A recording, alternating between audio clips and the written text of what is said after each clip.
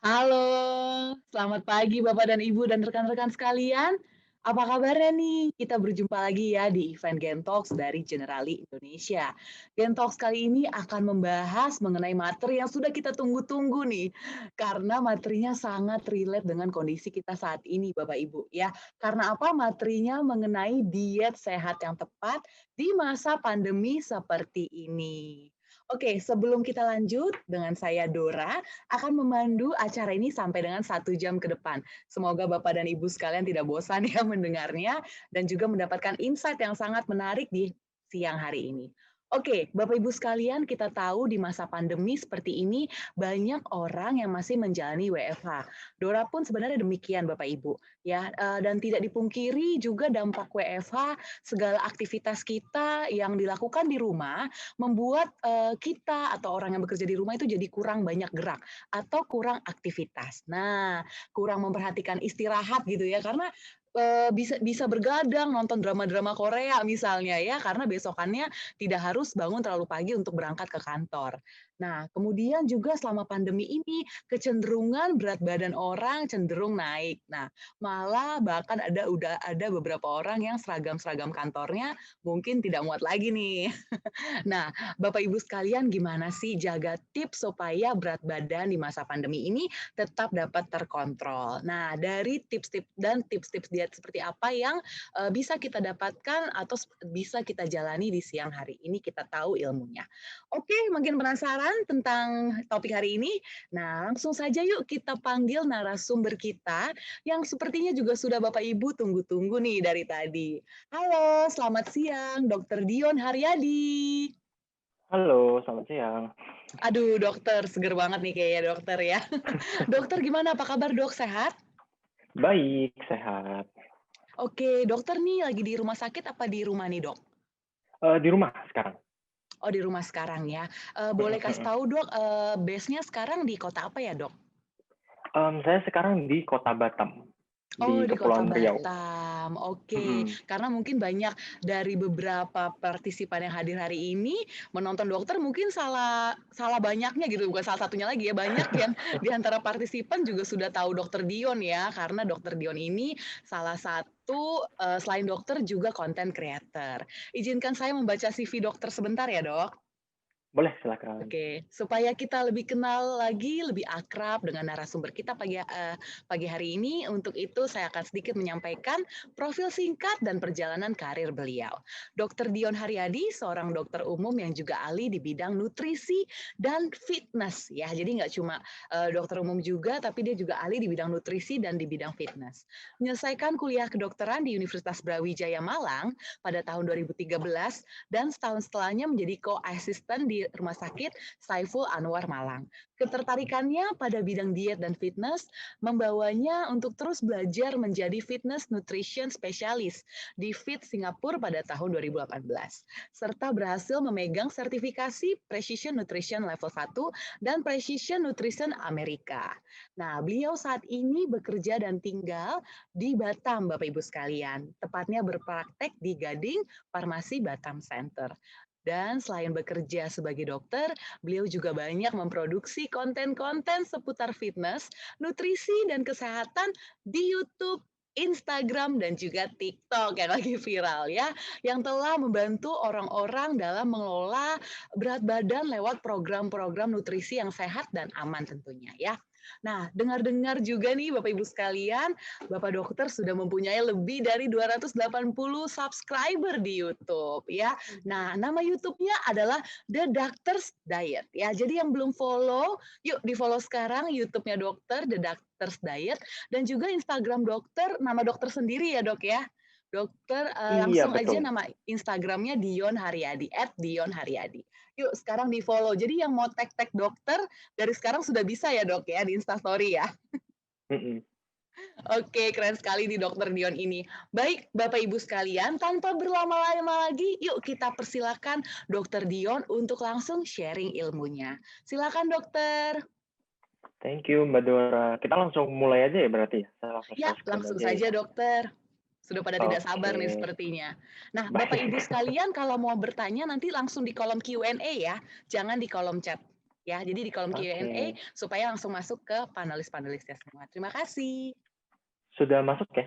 Sudah kelihatan? Sudah aman, Dokter? Oke, thank you. Baik. Oke, selamat pagi semuanya. Thank you, Generali sudah mengundang saya. Terima kasih juga untuk teman-teman semuanya mau menghabiskan waktunya untuk menonton atau mendengarkan sebenarnya ya, apa yang ingin saya paparkan hari ini. Jadi kita akan ngomongin tentang diet, jadi tentang pola hidup sehat, pola makan yang lebih baik sebenarnya, terutama selama waktu pandemi. Tapi harapannya adalah, harapan saya selalu ya kepada teman-teman adalah nggak cuma menggunakan modal belajar ini untuk pada saat pandemi doang. Tapi nanti setelah pandemi pun, teman-teman tetap harus menjalankan pola hidup yang lebih baik, pola hidup yang lebih sehat. Nah, apa yang ingin saya ajarkan kepada teman-teman adalah pola hidup yang bisa teman-teman jalani sampai seumur hidup nantinya. Jadi nggak cuma istilahnya untuk waktu sebentar doang. Karena saya yakin definisi diet teman-teman mungkin sekarang masih agak abu-abu, mungkin diet itu terasa seperti sesuatu yang menyakitkan, sesuatu yang menyengsarakan, tapi padahal sebenarnya diet sendiri itu adalah sesuatu yang menurut saya indah, sesuatu yang harus mulai kita temani, mulai kita apa ya, kita bangun hubungannya supaya kita menjadi sahabat yang lebih baik karena kita akan terus bersinggungan dengan diet itu sampai nanti seumur hidup gitu. Sebelum mulai ini mohon maaf ya rambut saya agak kata mungkin harus invest sedikit ya di salon nih setiap kali ya ada acara begini. Jadi pardon my looks, jadi mungkin dengerin aja informasi yang akan saya berikan ke depannya. Oke, ya kita akan mulai. Jadi ada apa sih dengan diet sebenarnya? Sebelum kita mulai sebenarnya ada baiknya kalau saya mendefinisikan dulu apa sih arti dari kata diet itu sendiri. Diet kalau misalnya kita lihat dari bahasa Yunani kunonya, Old Greek, itu berarti the way of life. Jadi cara untuk hidup. Suatu arti yang apa ya menarik menurut saya, cukup indah juga buat saya sendiri. Karena nggak kepikiran gitu loh kalau diet itu ternyata adalah the way of life. Ini suatu definisi yang sangat unik dan saat saya pertama kali mendengar saya juga merasakan kayak wow keren banget ternyata ya diet itu sendiri. Tapi kalau kita lihat definisinya ke arah sekarang ya yang lebih modern ada dua sebenarnya. Ini lewat quick Google search, jadi saya cuma search dari Google. Ada dua sebenarnya definisi dari diet yang biasanya diterima oleh masyarakat dan termasuk saya juga sih sebenarnya ya. Yang pertama adalah saya bacakan the kinds of food that person, animal, or community habitually eats. Jadi makanan yang biasanya dimakan oleh seseorang, oleh binatang, ataupun oleh sebuah komunitas tertentu. Jadi sebenarnya kalau misalnya saya boleh definisikan secara lebih singkat, diet dari definisi yang pertama itu adalah pola makan. Jadi bagaimana kita makan sehari-harinya. Sedangkan definisi yang kedua, a special course of food to which one restricts oneself either to lose weight or for medical reasons. Jadi suatu menu diet tertentu yang digunakan oleh seseorang untuk tujuan menurunkan berat badan atau untuk tujuan kesehatan tertentu. Jadi ada dua sebenarnya arti kata diet. Jadi yang pertama itu pola makan, dan yang kedua itu lebih ke arah diet yang mungkin sering didengarkan oleh teman-teman juga. Diet untuk nurunin berat badan, diet untuk masalah kesehatan. Saya sendiri, saat saya ngomongin tentang diet di media sosial, dimanapun ya sebenarnya, saya lebih merefer ke yang pertama sebenarnya. Jadi diet sendiri itu adalah pola makan, bukan teknik untuk menurunkan berat badan atau seterusnya, tapi lebih banyak ke arah pola makan. Nah, diet sendiri bukan berarti cuma untuk menurunkan berat badan, tapi diet itu juga untuk meningkatkan berat badan, untuk menjaga berat badan kita, dan seterusnya. Karena kalau kita pikir-pikir, menurunkan berat badan itu baru langkah awalnya. Kalau saya boleh bilang mungkin baru SD atau SMP-nya. Masih ada SMA, masih ada kuliah, masih ada jenjang kehidupan lain-lainnya setelahnya. Jadi setelah menurunkan berat badan pun teman-teman harus mulai memperhatikan gimana ya caranya supaya saya bisa mempertahankan penurunan berat badan ini. Dan inilah yang ingin saya ajarkan sebenarnya kepada teman-teman. Nah, banyak yang mungkin ingin seperti ini ya, punya badan yang lebih bagus, lebih sehat, gimana sih caranya mengatur pola makan yang lebih baik supaya kita bisa menurunkan berat badan. Banyak yang saya yakin memiliki pertanyaan ini, apalagi selama masa pandemi ini, selama work from home. Nah, saya suka menganalogikan memilih diet itu sebagai mode transportasi. Ini harusnya New York ya, kalau saya nggak salah ya, karena saya belum pernah ke sana. Jadi saya suka menganalogikan mencari diet itu seperti mencari mode transportasi. Jadi katakan teman-teman sedang berada di titik ini, di salah satu kota di New York, atau mungkin di kota teman-teman lah. Terus teman-teman ingin berpindah dari titik ini ke titik yang lain. Maka teman-teman dihadapkan dengan berbagai macam pilihan. Teman-teman bisa naik taksi, teman-teman bisa jalan kaki, teman-teman bisa mungkin naik subway, teman-teman bisa naik Gojek mungkin ya, kalau misalnya ada Gojek di New York ya. Dan berbagai macam mode transportasi lain. Pilihan teman-teman itu tergantung dari ya preferensi teman-teman sendiri, kenyamanannya di mana, teman-teman punya budget berapa, teman-teman keburu sama waktu atau enggak, dan seterusnya. Nah, memilih diet itu juga kurang lebih sama seperti itu. Teman-teman bisa menggunakan diet A, teman-teman bisa menggunakan diet B, diet C, diet D, dan seterusnya. Banyak sekali diet di dunia ini, ada berbagai macam. Nanti akan saya jelaskan beberapa. Tapi ada banyak sekali diet di luar sana yang bisa teman-teman coba, yang bisa teman-teman sesuaikan dengan preferensi, target, dan seterusnya. Tapi ujung-ujungnya, sama seperti transportasi, untuk berpindah dari titik A ke titik B, ya yang harus teman-teman lakukan adalah bergerak. Kalau teman-teman nggak bergerak, ya teman-teman nggak akan berpindah. Sesimpel itu. Sama seperti diet. Yang mengatur apakah kita akan menurunkan atau meningkatkan berat badan, itu adalah keseimbangan kalori. Sampai sekarang seperti itu. Kita nggak tahu nanti 20 tahun ke depan misalnya ya, anak saya udah gede misalnya gitu, terus mungkin ada teori-teori baru, mungkin tentang probiotik, tentang bakteri usus, dan seterusnya, kita nggak tahu. Tapi untuk sekarang, ilmu pengetahuan, itu percaya bahwa untuk menurunkan atau meningkatkan berat badan, itu kembali lagi ke keseimbangan kalori. Diet apapun yang teman-teman jalani, mau diet itu rendah lemak, rendah karbohidrat, diet vegan, diet apapun, ujung-ujungnya itu kembali lagi ke keseimbangan kalori ini.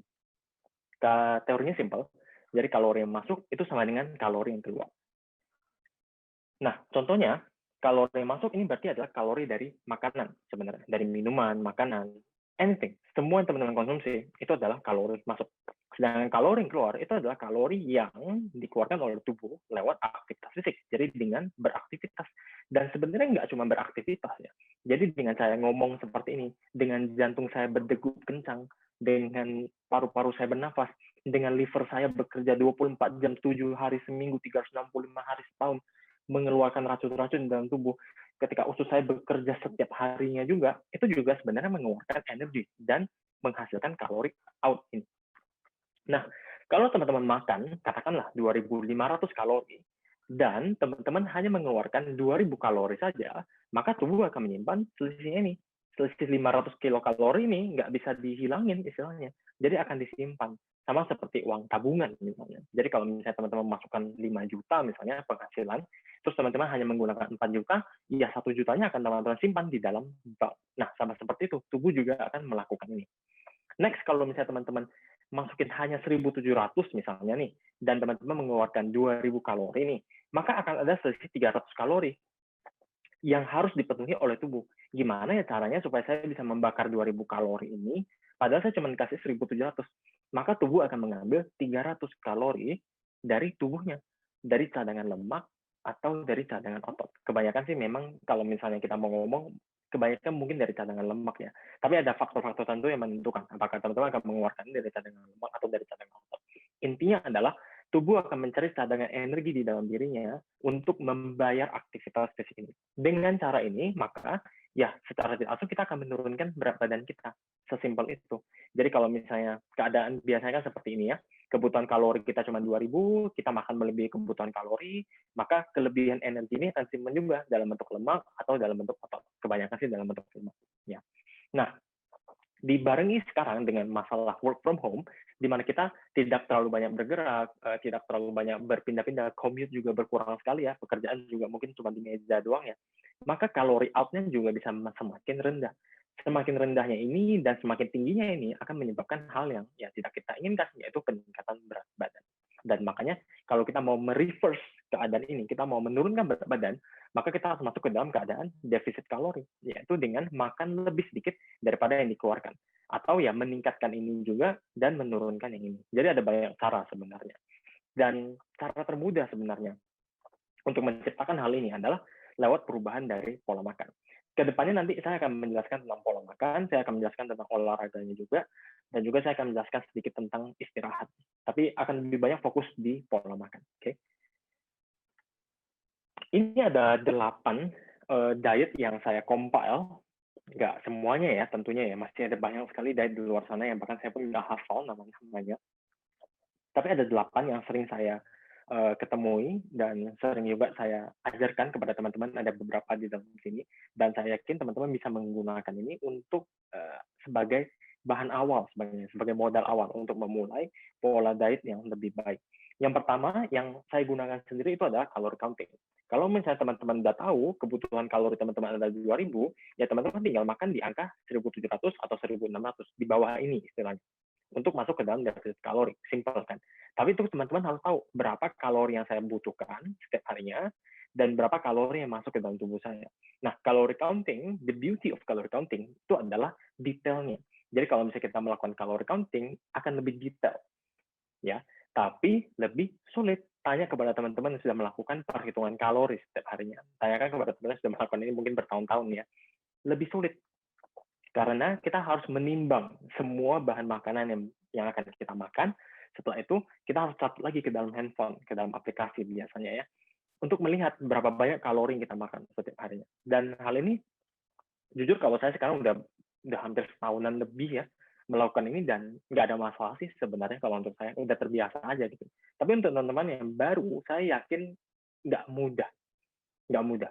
Tapi calorie counting itu adalah salah satu cara yang paling detail kalau menurut saya. Dan mungkin sekarang mempersulit kehidupan kita ya, harus nimbang, harus dimasukin ke app dan seterusnya. Tapi nantinya ke depannya ini akan lebih mempermudah kehidupan teman-teman. Oke. Okay? Yang kedua ini adalah hand portion guide. Hand portion ini saya ambil dari Precision Nutrition. Jadi diajarkan di Precision Nutrition itu adalah teknik mencatat juga. Jadi kita mencatat berapa kalori yang kita makan, tapi kita nggak per se mencatat kalorinya. Kita mencatat berapa banyak makanan yang kita makan menggunakan tangan kita. Lebih mudah sebenarnya. Jadi kalau karbohidrat itu dihitung dengan menggunakan cup tangan. Kalau protein itu dengan menggunakan telapak tangan. Kalau menggunakan jempol itu untuk lemak, dan kalau untuk kepalan tangan ya itu untuk sayuran. Sesimpel itu. Jadi setiap harinya disarankan dimulai dari untuk laki-laki itu kurang lebih sekitar 8 porsi tangan untuk semua yang tadi saya bilang. Kalau untuk perempuan itu 6 porsi tangan untuk yang semuanya itu. Nah, baru nantinya dicoba untuk dikurangin. Mungkin minggu ini teman-teman nggak melihat adanya progres. Progres mungkin dari bentuk tubuhnya nggak ada perubahan, lingkar pinggangnya mungkin nggak berubah sama sekali ya. Terus berat badannya juga nggak turun sama sekali. Teman-teman mungkin bisa mengurangi karbohidrat 1 cup misalnya, atau mengurangi 1 jempol lemak misalnya. Nah, minggu depannya teman-teman cek lagi, ada progres nggak nih dengan menurunkan sebanyak ini, dan seterusnya. Tapi ingat, harus mencatat. Kedua ini ya, calorie counting dan hand portion guide, ini ada metode mencatatnya. Metode mencatat itu lebih baik karena ada datanya. Semakin banyak data yang teman-teman miliki, maka akan semakin mudah ke depannya untuk ya menurunkan berat badan. Karena nanti suatu saat di titik teman-teman sudah turun misalnya dari 100 kilo sekarang, teman-teman turun sampai 70 kilo, akan sampai di satu titik di mana teman-teman akan stuck berat badannya dan nggak akan berubah lagi. Sulit untuk berubah karena kebutuhan kalorinya juga udah berubah. Kebutuhan kalori saat teman-teman 100 kilo dan kebutuhan kalori saat teman-teman 70 kilogram itu berbeda. Pasti berbeda. Jadi kalau teman-teman makan dengan porsi yang sama saat teman-teman turunin dari 100 ke 70 kilo, saat sampai di 70 atau mungkin 80, kita nggak tahu ya, akan mulai stuck berat badannya. Dan kalau misalnya teman-teman memiliki data dari calorie counting, dari hand portion guide, maka akan lebih mudah. Oh, sebelumnya saya makan 2.000 kalori, sekarang udah stuck. Mungkin saya harus turunin sedikit lagi menjadi 1.800. Tapi itu kalau misalnya teman-teman punya data yang akurat. Nah, itu enaknya dari calorie counting dan juga dari hand portion guide. Paling detail, paling sulit itu calorie counting, jelas. Tapi yang versi lainnya yang lebih tidak terlalu sulit ya, karena menggunakan tangan saja, kita nggak usah nimbang-nimbang, itu adalah hand portion guide. Tapi tetap harus mencatat. Ya. Nah, diet seperti saya bilang, seperti mode transportasi. Jadi tergantung dari teman-teman juga. Nggak semua orang bisa nyatet. Saya yakin banget. Bahkan ada yang ikut kelas nutrisi saya juga ngajarinnya cuman calorie counting di awal, dan setelah 1-2 bulan mereka udah nggak tahan menggunakan calorie counting. Tapi sudah punya basisnya. Bahwa mereka udah tahu, oh makanan segini kalorinya cukup tinggi nih, saya harus kurangi sedikit. Oh makanan ini kalorinya lebih rendah, tapi nilai nutrisinya lebih tinggi, saya boleh makan lebih banyak. Mereka udah punya apa ya, cara untuk mengatur kalori dengan cara seperti itu. Dan mereka sudah beradaptasi sendiri pola dietnya. Tapi basisnya sudah ada. Jadi basisnya sudah dari kalori. Nah, makanya ada diet jenis lain untuk teman-teman semuanya. Karena sekali lagi, diet itu personalized. nggak ada satu diet terbaik di dunia ini. Walaupun saya mengendorse calorie counting, tapi ini bukan diet terbaik yang menurut saya ada, karena memang nggak ada. Jadi setiap orang memiliki cara pola dietnya masing-masing. Ya, yang berikutnya ini adalah IF, intermittent fasting, berpuasa, atau di Indonesia lebih dikenal sebagai OCD, ya, maksudnya Corbusier diet, yang dipopulerkan oleh Om Deddy Corbusier. Jadi, simple sebenarnya, kita makan dengan jam waktu tertentu. Jadi ada jam makan dan ada jam puasa. Level OCD misalnya kalau kita bilang, yang paling pertama, atau intermittent fasting yang paling klasik ya, itu adalah makan dengan jendela makan 8 jam. Jadi mulai makan biasanya di jam 12 siang, selesai di jam 8 malam. 12 jam ya, benar. Dari jam 12 sampai jam 8. Di luar jam tersebut, teman-teman tidak memasukkan kalori sedikit pun ke dalam tubuh kita. Ya. Nah, ya berarti masih boleh minum kopi hitam tanpa gula, itu masih boleh, teh itu masih boleh, lemon juga boleh sebenarnya karena nggak terlalu banyak kalori. Magicnya sebenarnya dari IF itu sama juga, kembali ke keseimbangan kalori, bukan karena berpuasanya teman-teman menurunkan berat badan, tapi karena mengurangi jumlah kalori yang masuk. Misalnya kalau teman-teman sekarang makannya jam 8 pagi makan, jam 10 ada snack kopi susu misalnya ya, jam 11 mungkin, jam 12 makan siang, habis itu sore ada makan sekali lagi, malam jam 7 makan malam, terus jam 9, jam 10 ada supper. Dengan melakukan intermittent fasting, secara otomatis teman-teman sudah nggak bisa makannya jam 8 pagi. Teman-teman nggak bisa ngemil jam 10 pagi. Dan teman-teman nggak bisa yang supper jam 10 malam. Dengan cara itu teman-teman sudah mengurangi kalori. Jadi sebenarnya kalau teman-teman intermittent fasting, tapi teman-teman ada makan juga ya, misalnya di luar jam tersebut ya, nyicip-nyicip makanan dan seterusnya, ya sebenarnya nggak masalah. Karena bukan seperti puasa yang keagamaan ya, yang berarti teman-teman batal. Enggak. Tapi ini cuma cara untuk mengurangi jumlah kalori yang masuk. Dengan cara IF ini atau OCD ya teman-teman tidak perlu ngitung-ngitung lagi. Teman-teman nggak perlu nyatet-nyatet lagi. Yang penting saya berpuasa, maka kemungkinan besar teman-teman akan melihat hasilnya. Biasanya seperti itu. Yang kedua adalah low carb. Yang berikutnya ada low carb, low fat. Low carb, low fat saya masukin karena memang tidak terlalu berbeda jauh sebenarnya hasilnya. Ya, jadi ada 3 makronutrien, ada protein, ada karbohidrat, dan ada lemak. Nah, protein itu biasanya yang kita anggap paling penting. Jadi biasanya yang bisa diubah-ubah itu ada low carb dan fat sebenarnya. Nah, bisa low carb, bisa low fat. Simple. Kalau misalnya teman-teman ikut low carb diet, ya teman-teman tidak makan karbohidrat. Karbohidratnya dikurangin. Jadi mungkin nggak makan nasi putih, nggak makan nasi merah juga ya termasuknya. Nggak makan misalnya minum gula-gulaan, kental manis, dan seterusnya teman-teman mengurangi. Ya. Kalau teman-teman low fat, ya teman-teman mencari produk-produk yang low fat jenisnya, jadi yang lebih rendah lemak. Dengan cara ini, dengan membatasi satu makronutrien, ya teman-teman juga mengurangi jumlah kalori yang masuk, sesimpel itu sebenarnya. Tapi hasilnya untuk low carb dan low fat itu sebenarnya sama aja, manapun yang teman-teman pilih. Dan kembali lagi ke bagaimana teman-teman menikmati diet tersebut. Kalau teman-teman nggak bisa menikmati diet tersebut, nggak ada gunanya sama sekali. Jadi teman-teman harus bisa menikmati. Low carb, low fat, dan IF ini adalah 2 diet yang menurut saya cocok untuk pemula. Karena gampang banget. Saya juga dulunya memulai dari low carb diet. Jadi saya mengurangi, ya penting nasi putih saya kurangin, saya nggak minum minuman yang manis. Ya pokoknya saya kurangi low carb lah. Dan itu saya mendapatkan hasil. Baru setelah itu saya melakukan IF, dan pada akhirnya ujung-ujungnya yang melakukan calorie counting. Tapi entry levelnya kalau saya baru bilang untuk diet, itu teman-teman boleh coba di IF atau low carb. Supaya untuk melihat hasilnya juga, supaya percaya, ada kepercayaan diri yang tumbuh dari diri teman-teman bahwa, oh, I can do this. Saya bisa nurunin berat badan ternyata dengan cara mengurangi makanan. Nah, 2 cara ini adalah cara yang paling mudah, yang paling simple untuk diajarkan juga. Ya. Yang berikutnya MAD diet atau Mediterranean diet. Mediterranean diet ini ya, walaupun saya bilang nggak ada diet terbaik ya, itu dinobatkan sering banget oleh banyak lembaga sebagai diet terbaik oleh lembaga-lembaga lain ya, bukan oleh saya ya. Jadi Mediterranean diet ini adalah diet yang dipopulerkan dari negara-negara di Laut Mediterania sana. Dari Turki, Spanyol juga ya, termasuk yang di sana ya. Pokoknya daerah-daerah di Laut Mediterania sana. Di mana mereka lebih banyak makan makanan yang tinggi grains, satu ya. Grains jadi termasuk sebagai oat, gandum-ganduman. Setelah itu mereka juga banyak makan makanan seperti ikan. Olive oil konsumsinya juga tinggi banget. Dan terutama lebih ke arah lifestyle mereka sebenarnya di daerah sana. Dan MAD diet ini dinobatkan menjadi salah satu diet yang terbaik. Kalau kita mau lihat komposisi dari MAD diet sebenarnya itu cukup tinggi karbohidrat, lumayan tinggi juga fatnya, dan dengan protein yang secukupnya saja. Kalau kita lihat dari komposisi dari MAD diet sendiri. MAD diet agak sulit kalau kita mau melakukannya ini di Indonesia, karena memang culture-nya berbeda menurut saya. dan jenis minyaknya yang digunakan juga beda banget. Maksudnya di sana mereka benar-benar penghasil olive oil yang tinggi banget di sana, dan olive oil di sana lebih ekonomis saya yakin, dan lebih bisa diintegrasikannya ke dalam culture mereka, diet mereka.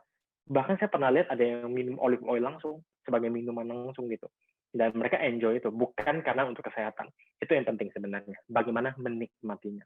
Ya. Yang berikutnya vegan diet. Vegan diet ya teman-teman makan hanya dari makanan-makanan yang plant based. Jadi hanya dari yang makanan dari yang tanaman doang semuanya. Jadi tidak menggunakan produk hewani sama sekali. Untuk vegan diet dan meat diet menurut saya cukup sulit untuk dimulai. Vegan diet terutama karena memerlukan niat, memerlukan dedikasi khusus, saya yakin.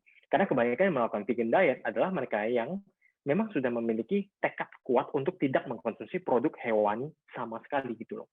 Dan kalau teman-teman bisa men-enjoy vegan diet, silakan, bagus banget sebenarnya. Karena arahnya sekarang ya, kalau kita lihat ya, diet yang sehat, diet yang sukses jangka panjang, itu lebih banyak berbasis ke plant-based diet. Jadi lebih banyak sayurannya dibandingkan produk hewaninya. Ya, bahkan seperti calorie counting, hand portion, dan seterusnya ini pun lebih baik jika teman-teman mengkonsumsi lebih banyak yang plant-based daripada yang dairy based, bukan dairy based, animal based. Ya, jadi lebih banyak mengkonsumsi makanan-makanan dari sayur-sayuran terutama ya. Nah, kalau misalnya kita lihat vegan diet, salah satu kebaikannya adalah ya memang dia rendah kalori karena sayur-sayuran doang, buah-buahan doang kebanyakan, dan dia tidak terlalu memiliki kandungan lemak jenuh yang tinggi dari produk hewani. Salah satu kekurangannya biasanya dari vegan diet adalah masalah di mikronutriennya. Jadi dari vitamin dan mineralnya terkadang ada defisiensi tertentu yang harus diperhatikan. Terutama biasanya sih zat besi ya, kalau misalnya untuk vegan diet ini. Dan juga sebenarnya omega 3 agak sulit juga EPA DHA-nya, karena dia nggak bisa dapat dari produk hewani. Dan salah satunya juga kualitas protein. Jadi kualitas protein dari vegan diet itu memang lebih rendah istilahnya. Kualitas protein dari tumbuh-tumbuhan nabati itu lebih rendah daripada protein yang hewani. Nah, itu juga adalah salah satu hal yang harus diperhatikan dari vegan diet.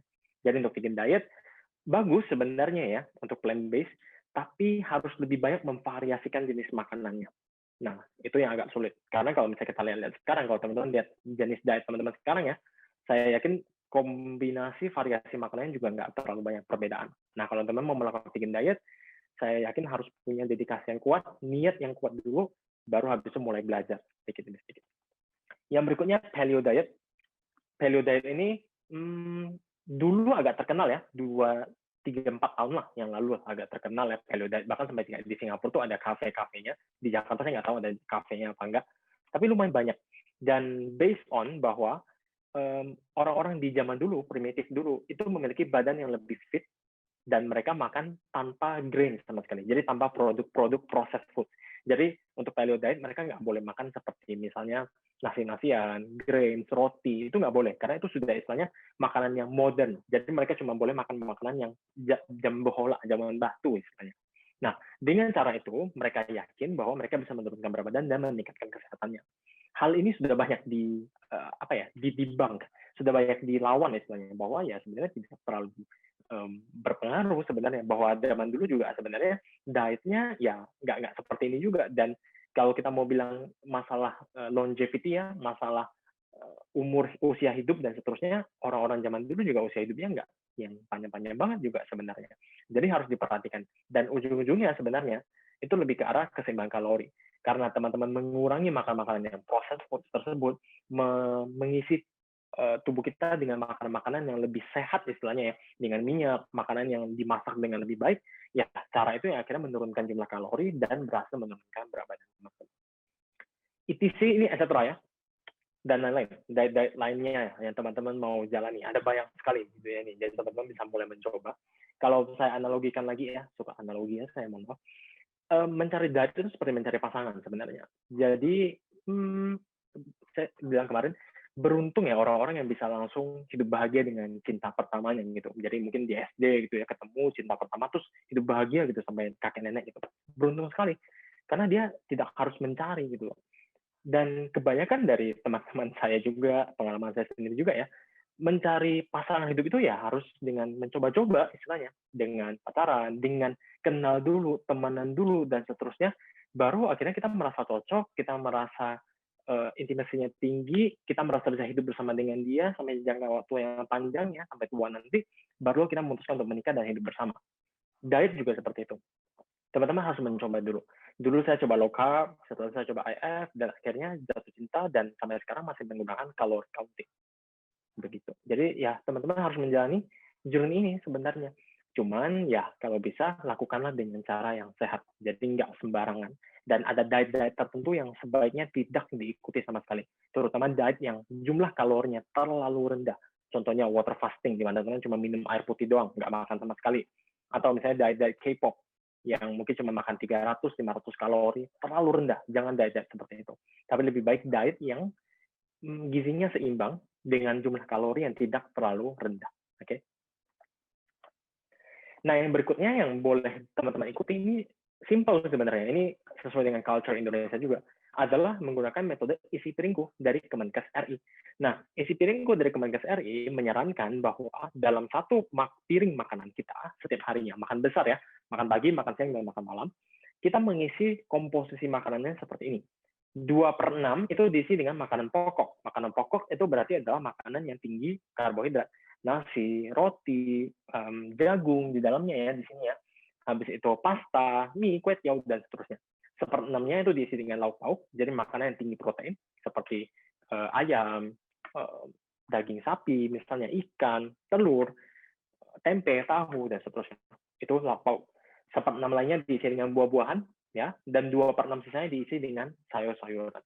Itu penting banget. Jadi kalau teman-teman lihat sebenarnya ya, sayur-sayuran itu memakan porsi yang cukup besar sampai 2/6. Kalau teman-teman nggak bisa mungkin dapat dari buah-buahan, sebenarnya mau menambahkan sayuran sampai setengah pun saya rasa nggak masalah. Tapi tetap harus ada buah-buahan ya. Tapi kalau misalnya teman-teman merasa saya kayak ingin makan sayur lebih banyak, boleh ditambahin ke dalam sini. Jadi buah-buahan mungkin ada porsi tambahan lagi 1/6 di luarnya. Gitu. Tapi ini adalah cara yang mudah sekali. Dan untuk pasien biasanya di setting yang perlu cepat ya, terutama di puskesmas gitu ya, biasanya saya saranin memang dari isi piringku ini, karena mudah sekali untuk dimengerti. Pokoknya isi 2/6 dengan ini, 1/6 ini, 1/6 ini, 2/6 ini, selesai. Nah, teman-teman bisa menjelaskan dengan lebih mudah, teman-teman juga bisa, mengajarkan dan prakteknya juga nggak terlalu ribet. Karena saya jelasin sebentar aja, ini belum sampai 5 menit, saya yakin teman-teman juga udah ngerti. Oh, begini caranya, oh begini, gitu-gitu. Oke. Next adalah tentang olahraga. Olahraganya gimana ya? Sering ada pertanyaan adalah, dok, saya ini ibu rumah tangga nih. Jadi saya udah cuci, saya udah bersih-bersih rumah, saya udah bla bla bla, saya main sama anak dan seterusnya. Apakah saya perlu olahraga ya tetapnya, dok? Tetap, tetap harus berolahraga. Karena sebenarnya olahraga dan aktivitas fisik itu berbeda. Bahkan sebenarnya olahraga dan latihan itu berbeda juga. Jadi sebenarnya ada aktivitas fisik, ada olahraga, dan ada latihan. Tapi untuk for the sake of simplicity, kita ngomongin tentang olahraga dan aktivitas fisik aja. Aktivitas fisik itu termasuk seperti ya apa yang kita lakukan sehari-hari. Yang saya lakukan sekarang juga, yang teman-teman lakukan bersih-bersih dan seterusnya, itu termasuk aktivitas fisik. Tapi olahraga itu memiliki tujuan tertentu. Olahraga, saya tegaskan sekali lagi, mumpung ada banyak yang nonton ya, olahraga itu bukan untuk membakar kalori doang. Olahraga itu bukan cuma untuk menurunkan berat badan. Olahraga itu untuk mendapatkan manfaat-manfaat kesehatan lainnya. Fleksibilitas, meningkatkan stamina, meningkatkan massa otot, ya, mengurangi depresi, meningkatkan rasa bahagia, membuang waktu juga bisa ya sebenarnya ya sehari-harinya untuk meditasi sebenarnya olahraga itu juga bisa kita lakukan dan seterusnya. Ada banyak sekali manfaat dari olahraga, tapi membakar kalori itu manfaat kesekian sebenarnya. Dan jangan menggunakan olahraga itu sebagai alat untuk membakar kalori doang. Cuma sebagai alat untuk menurunkan berat badan doang. Jangan. Hubungannya jadi jelek. Hubungannya jadi transaksional gitu dengan olahraga. Jadi nanti teman-teman malah, oh saya udah makan banyak hari ini, jadi saya harus olahraga lebih banyak.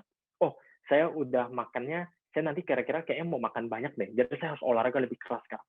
Jadi transaksional, menjadi tidak baik hubungannya. Itu yang saya nggak mau terjadi sama teman-teman. Jadi kalau olahraga, pilihlah olahraga yang satu sesuai target, dan dua yang bisa teman-teman nikmati. Nah, kita bagi dua yang garis besar lah ya. Ada kardio dan ada resistance training. Kalau kardio berarti kita meningkatkan stamina dari tubuh, simple banget, lari, jogging ringan, bersepeda, berenang, itu semua termasuk kardio. Yang kedua itu resistance training, yaitu latihan beban. Latihan beban itu lebih menggunakan beban. Ini salah satu contohnya menggunakan kettlebell. teman-teman bisa menggunakan dumbbell juga, menggunakan barbell misalnya di gym ya, atau menggunakan badan kita sendiri sebenarnya, body weight training, ya. Contohnya seperti ini yang saya kasih ini. Nah, jadi bisa misalnya kalau misalnya untuk bagian chest misalnya, kita bisa melakukan push up, habis kita bisa melakukan pike push up juga sebenarnya untuk shoulder ya, untuk tricep juga ada banyak latihannya, bicep, back, di glute semuanya. Dan ini semuanya tanpa menggunakan alat. Paling ya teman-teman investasi sedikit menggunakan pull up bar sebenarnya. But ya, that's it. Tidak menggunakan beban sama sekali. Jadi sebenarnya hanya menggunakan tubuhnya teman-teman sendiri. Dan ini entry level yang baik menurut saya untuk latihan beban. Karena kalau misalnya kita mengikuti pedoman dari WHO, dewasa sehat usia 18 sampai 64 tahun itu disarankan melakukan aerobik atau kardio tadi ya, intensitas menengah 150 sampai 300 menit per minggu. Kalau intensitasnya berat itu 75 sampai 150 menit per minggu dan per sesinya itu minimal 10 menit. Dan sebenarnya di atas latihan kardio sebaiknya juga dilakukan latihan beban yang meliputi seluruh otot utama tubuh. Jadi meliputi semua otot-otot ini. Jadi jangan cuma latihan perut doang.